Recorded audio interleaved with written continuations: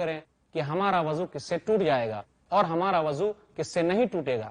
یاد رکھیے وضو کرتے وقت ہمارا کوئی بھی حصہ ایسا نہ ہو کہ وہ پورا بھیگا نہ ہو، بلکہ تمام کو اچھی طریقے سے بھگانا ہے، کوئی بھی حصہ چھوٹا ہوا نہیں رہنا چاہیے۔ وضو کے تمام اعضاء اچھی طریقے سے دھوئے جائیں۔ صحیح مسلم کتاب الطہارہ کتاب نمبر 2 حدیث نمبر 242، ویل للعقاب من النار، تو نبی نے کہا یہ حصہ جہنم میں جلے گا۔ اب ہم ذرا غور کریں کون سی چیز اگر ہم کر لیتے ہیں تو وضو جو ہے نہیں ٹوٹے گا۔ اگر ایسا ہو جائے، آدمی کو اگر شک ہو گیا ہے تو اس کو یقین میں تبدیل کرے، جب تک ہوا خارج نہ ہو یا وہ بدبو محسوس نہ کرے وہ مسجد سے باہر نہ نکلے، یا اس کا وضو نہیں ٹوٹے گا۔ صحیح مسلم حدیث نمبر 362۔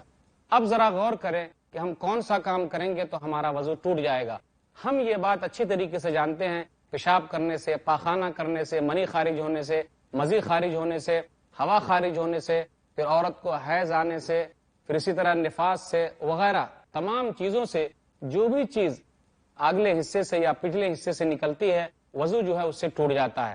نبی صلی اللہ علیہ وسلم کی حدیث فَإِذَا كَانَ الْآخِرُ فَتَوَضَّئِ وَصَلِّ فَإِنَّمَا هُوَ عِرْقٌ، کہ تم جانتی ہو حیض کا خون کیا ہوتا ہے، وہ کالا ہوتا ہے۔ پھر اس کے علاوہ جو خون آئے اس کے بارے میں اچھی طریقے سے جانتی ہو، اگر حیض کا خون آئے تو رک جانا، نماز نہ پڑھنا۔ پھر اس کے علاوہ اگر خون جاری رہتا ہے تو اس کے لیے وضو کرو اور نماز پڑھو، کیونکہ یہ بیماری ہے۔ تو اس طریقے کی جو بیماری میں لوگ شامل ہیں اس کے لیے ضروری ہے کہ وہ نماز کے وقت وضو کر لیں اور نماز پڑھیں۔ اسی طرح کوئی آدمی سو گیا تو اس کا وضو ٹوٹ گیا، اسی طرح اگر کوئی آدمی بے ہوش ہو گیا تو اس کا وضو ٹوٹ گیا۔ اسی طرح اگر کسی آدمی نے اپنی شرمگاہ کو ہاتھ لگا لی بغیر کسی کپڑے کے نچلے حصے سے، اگر ہاتھ لگ گئے اس کی شرمگاہ کو تو وضو ٹوٹ جائے گا۔ اگر کپڑے کے اوپر سے شرمگاہ کو ہاتھ لگی تو وضو نہیں ٹوٹے گا۔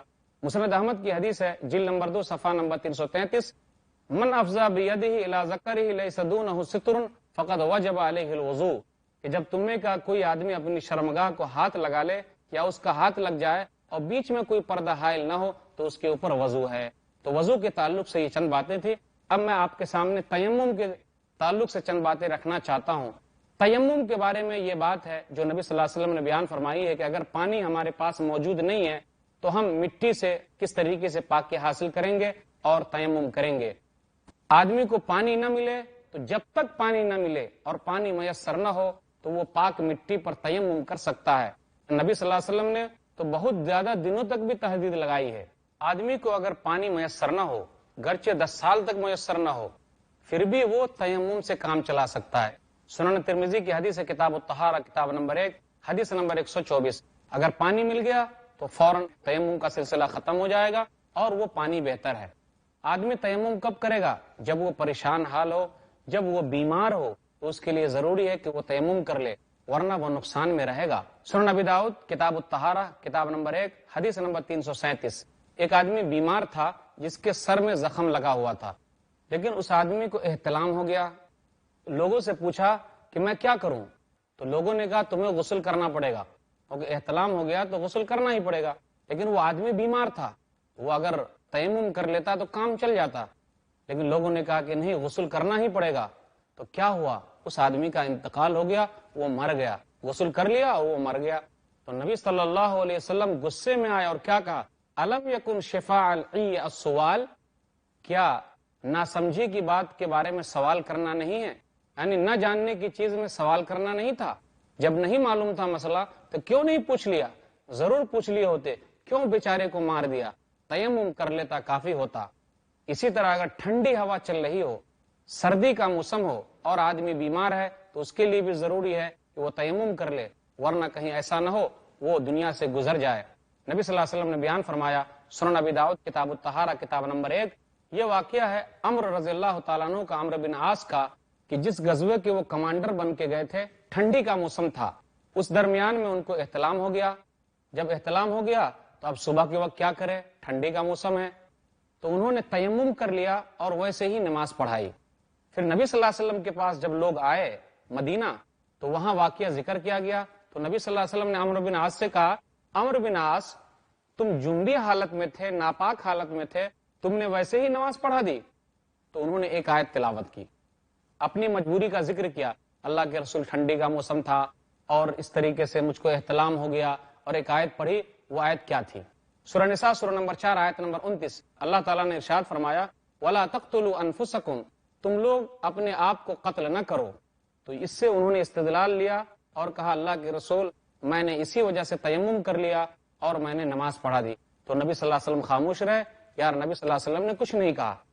تیمم کا طریقہ کیا ہے؟ تیمم کا طریقہ یہ ہے جو واقعہ پیش آیا تھا عمار رضی اللہ تعالیٰ عنہ کے ساتھ. صحیح مسلم کتاب الحیض کتاب نمبر 3 حدیث نمبر 368. ان کو احتلام ہو گیا تو وہ کیا کرے؟ اب کیسے نہائے؟ پانی نہیں تھا تو وہ مٹی میں بالکل جانور کی طرح الٹ پلٹ کرنے لگے. تو نبی صلی اللہ علیہ وسلم نے کہا تمہارے لیے کافی تھا کہ تم کیا کرتے؟ اپنے دونوں ہاتھ کو مٹی پر مارتے، پھر اس کے بعد ایک مرتبہ اس طرح مارتے، پھر اس کے بعد بائیں کو دائیں سے ملاتے اس طرح، پھر اس کے بعد تم اس طرح اوپری حصے میں کر لیتے، پھر اس کے بعد اپنے منہ پر ایک مرتبہ مل لیتے.